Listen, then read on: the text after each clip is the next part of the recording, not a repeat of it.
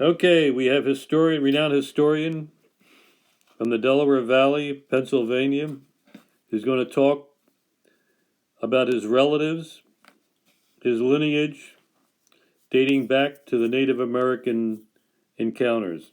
Go ahead, Tom. All right, thank you. And I always find it even a subject that I think that others would be interested in hearing, and that is about my ancestors and their contact with Native Americans. Now, I'll start with the Wagners that just mentioned that came over in 1728, which was a big year for vessels with Germans to come in Pennsylvania. William Wagner came over with his mother and his father. Well, on the ship over, both parents died, and the first record we have of the Wagner family is the young 10-year-old William in an advertisement being advertised, as an orphan to be for an indenture by the ship's captain. And another family came over at an early date too.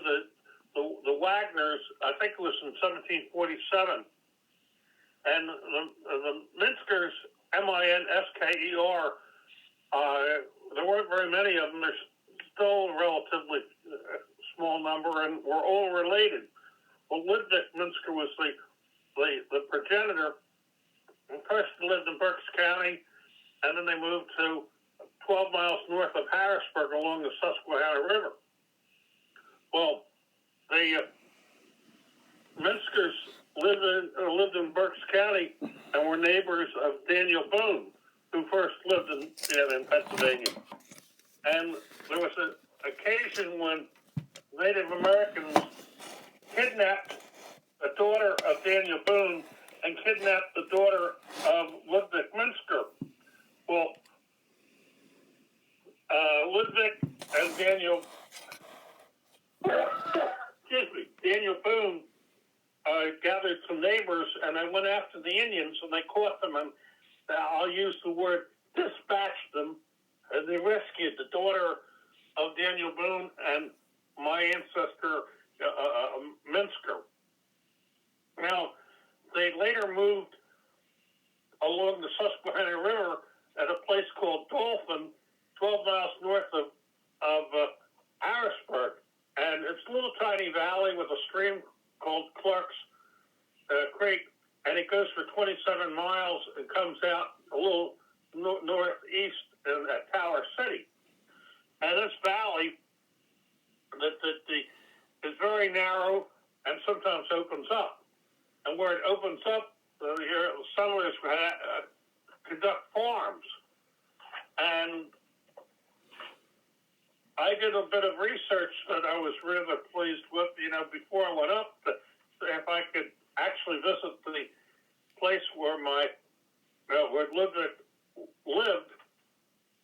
I should tell you, I heard a story that Ludwig Minster during the French and Indian War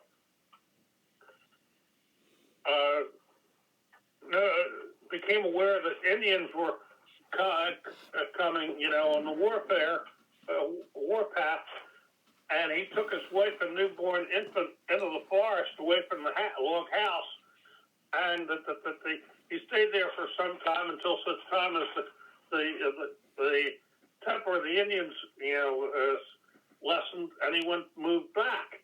Well, that passed down to the family. Well, to get back to my researches, I went to the cartography department of Philadelphia and got the atlas.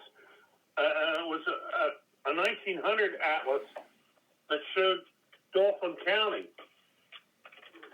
And I looked up, and I looked in the Clarks Valley, and at 1900, there was even a family by the name of Minsker still there. And I noticed that the road that went in, the one road going in through the valley, went mostly on the south of the creek. And at one point, it veered over the creek, made a circle, and then came down again. And in that circle of land when it went north was a building called SH, identified as SH, which I know means schoolhouse. And when it resumed on the south side of the creek, there was the Minsker. Well, I looked on the map and I figured it was like how the distance it was from the highway going north along the river at the mouth of the valley to where the Minskers were. And when I went up, I'm driving on the south side, and sure enough, there's a veer to the left over the creek, and we rounded a building that looked like it had been a schoolhouse. And when I crossed over, I went to the nearest home, and it was the home of Esther Nestler. And Esther Nestler had been was a Minsker. And I said just enough for her about Ludwig. He says, "Oh yes, you know that our ancestor during the French and Indian War took his wife. He took his wife and his newborn, and she said she took him to an island in the creek." And she says she was in her early 60s, and she said the island isn't there anymore, but it was there when I was a little girl. All right, that was kind of neat to locate the island, the location of the island, and added information like 220 years after the fact.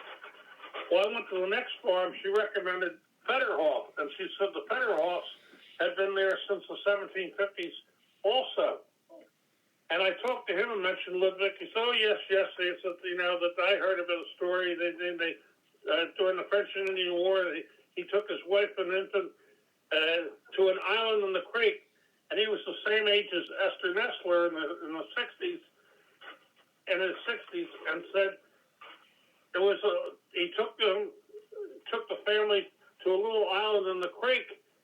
And he says that island isn't there, but it was there when I was a little boy. So I thought that was kind of neat. Now, are you sure somebody's still on the phone? There was another story involving Conrad Weiser. Tom? That was Tom, were you going to say something? Yeah, you mentioned something about Daniel Boone. I missed that. Yeah, well, Daniel Boone originally lived, near Reading in Berks County. And my ancestor was a neighbor of Daniel Boone, and both the Boone daughter and a Minsker daughter were kidnapped by Indians, and Boone and Minsker and others went after the Indians and dispatched them, and rescued the girls. And what he's famous for having gone south into the Shenandoah Valley, but he grew up in Pennsylvania. I did know that. Yes. Okay. I started to say about Conrad Weiser that right. He was an Indian ambassador for the younger Penns, William Penn, William Penn's sons Thomas, Richard, and John Penn. And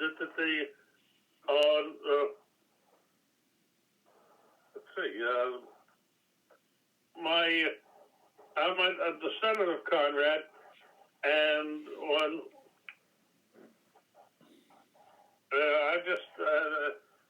what's interesting is that he sometimes he decided for the Penns, and sometimes he decided in negotiations for the Indians. And Indians have long memories, and they gave William Penn, who treated the Native Americans fairly, the name Brother Onus or Brother Feather. And there's a story behind how it got that way. Well, Conrad Weiser reminded them so much of William Penn that they called him Brother Onus, the same name as they had given William Penn. Was Daniel Boone kind to the Indians? Pardon me? Was Daniel Boone kind to the Indians?